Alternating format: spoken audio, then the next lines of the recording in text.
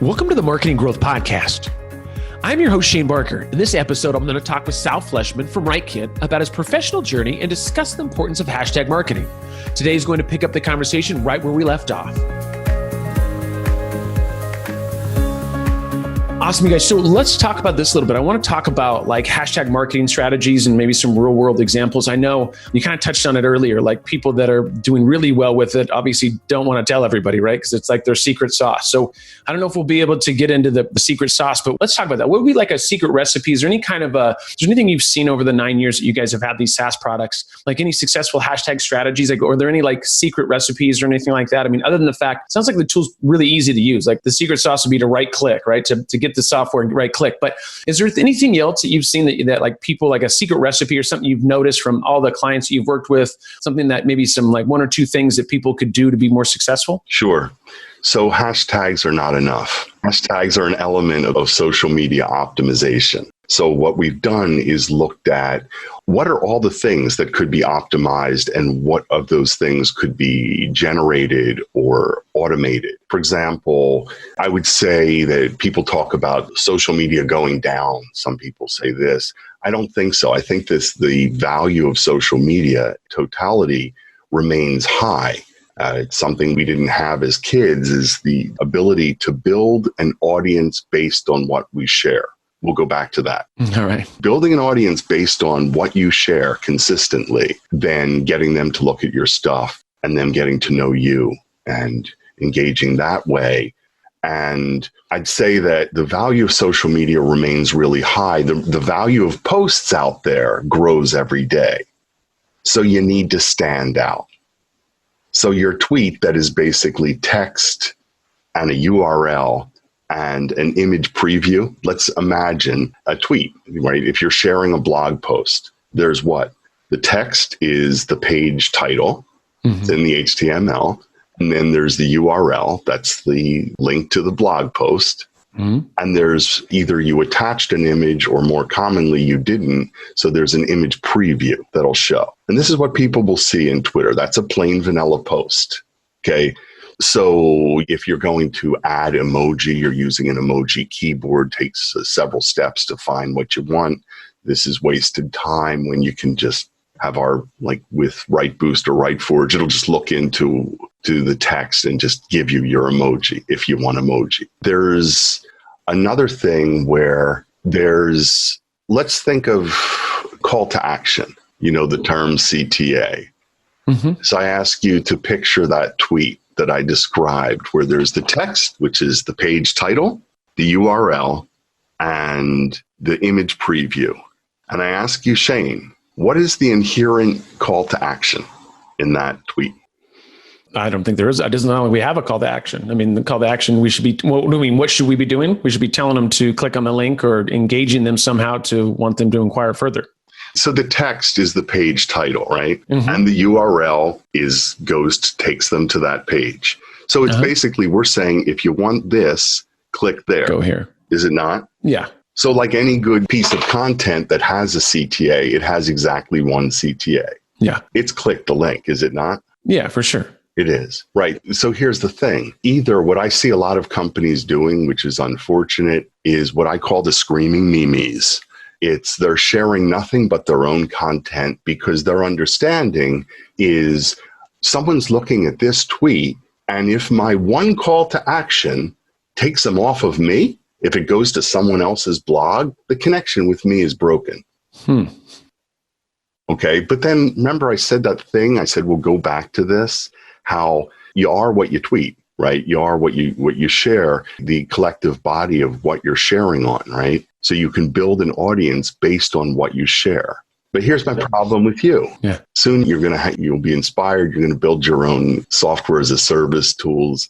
And you want all your people working on product, not on continually blogging, continually YouTubing. You don't have a whole, and this is true for a lot of our customers. They're not creating a ton of their own content. Neither are we. But what we can do is find stuff, like I share your blog. And we appreciate it. Yeah. Share the hell out of it. But here's the thing. What I'll do, though, is I'll have that in RiteBoost, where it's along with a whole bunch of other blog RSSs, their feeds. It'll bring them in, and then it'll automatically do the hashtags, do the image, do the emoji if I want it, do the author attribution. That's why you see those mentions, right? Does that automatically. But another thing is takes that URL and then places an advertisement on it. Now, that ad could be, in our case, I am straight up selling. Okay. When someone else might say, let's stay connected. And it might give a link to their Facebook, their Twitter profile, their Instagram account. Let's stay connected. But the point is, you can share other people's content and you have a way to keep that connection. So those that don't know about this, right? And there are a few tools that'll do this. Rightly is one of them for that, just for that image, the URL conversion to something that lets you put some kind of CTA, a call to action, an ad or something, a way to stay connected. There's that. Sniply's another one. AdFly. There are various tools like this that do that. Ours can be used within a process called Enhance that did that. Remember, I was saying emoji, hashtags. Yeah. Where do you want your hashtags? How many do you want? Do you want them internal in the text, or no? I like mine at the end. I don't want to go over 2. I don't want to go over 3. Have it your way. That's awesome. Right. So all of that is in Enhance. But basically, a big message I have is let's look at the call to action of a single social post. It's click the link. Yeah. But what if you could share other people's content? Build an audience based on what you share, but keep that connection, or God forbid, actually sell something. Yeah. This is for us how we make organic social media our number one source of inbound marketing. This is how we sell our stuff ourselves. Yeah, you have to be, when you got the 3-person team, you got to get, I love the fact that you guys are leveraging your own software for lead generation, right? Like, it's like, there's no better way to say, hey, no, we don't have a 20-person sales team. Like, we just have software that we use and it's our software. Like, doesn't get any better than that, right? Because if you've been doing this 9 years, trust me, I've helped people and, had consulting gigs of helping people with software. Software is not an easy task. It can get to a point where it can be very profitable, but between bugs and you said you've had 100 plus people that have worked to be able to get your product out where it's at today, it's not easy, right? I know that for a fact. Doing a SaaS product is not easy. Everybody goes, oh, it's easy money, it's residual and reoccurring, and this is awesome.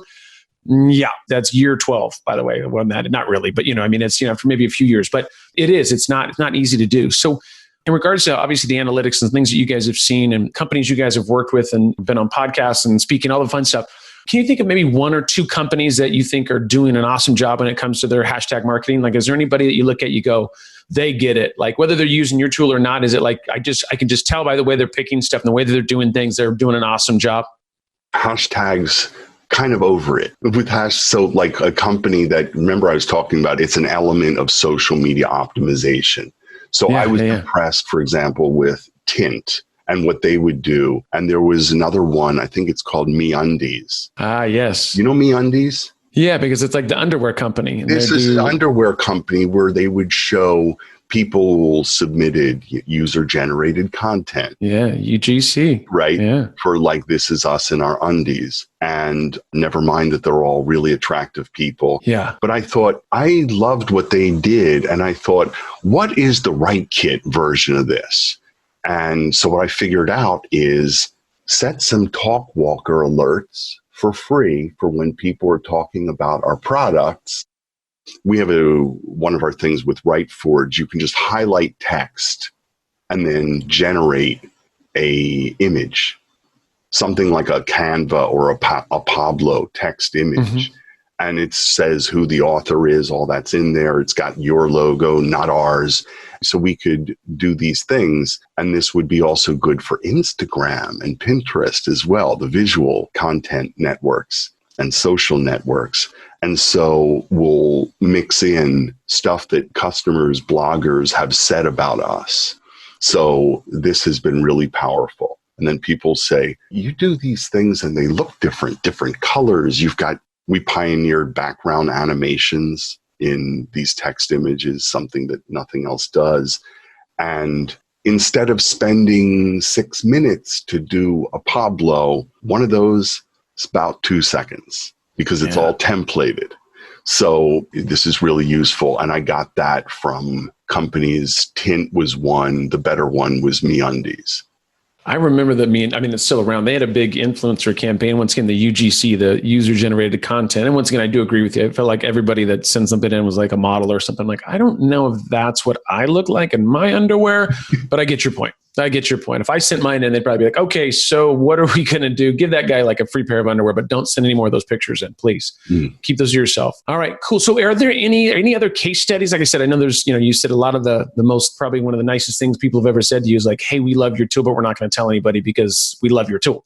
And it's our secret sauce. So is there any other case studies that you guys have or anything else that you like say, hey, there's, clients we worked with that we've seen this? Is there anything else that you wanted to share in regards to that? Yeah, RiteKit in Medium. So we have 2 blogs. We have our own blog, and then we have one in Medium. And in Medium, there's a whole section on case studies. So it's specific people and companies and what they got done, screenshots of what they're getting. There's a couple of them that have screenshots of their Rightly analytics. That thing about, remember I said this is how we get our inbound marketing. It's those advertisements on URLs of your blog and what that's getting for us. Exactly. How many people are clicking on those links? How many people are clicking on the Rightly ad when they open it? And we see that. They see that. And looking at these case studies, I find I'm not actually really setting the world on fire my darn self. Some of our customers do better. Yeah. But often it's a matter of just what they're selling, or there's plenty of nonprofits, churches, and United Nations, the White House's Office of Leadership uses our products, Tesla, NASA. Many of them don't want to share what they're doing exactly. Yeah. No, I could understand. Yeah, there's a section. It's Medium is a site. It's a blogging site. RiteKit in Medium, and there's a section on case studies there. Yes. Yeah, we'll put something in the show notes as well, because I think that would be important for everybody to take a look at in regards to the case studies you guys got. So awesome.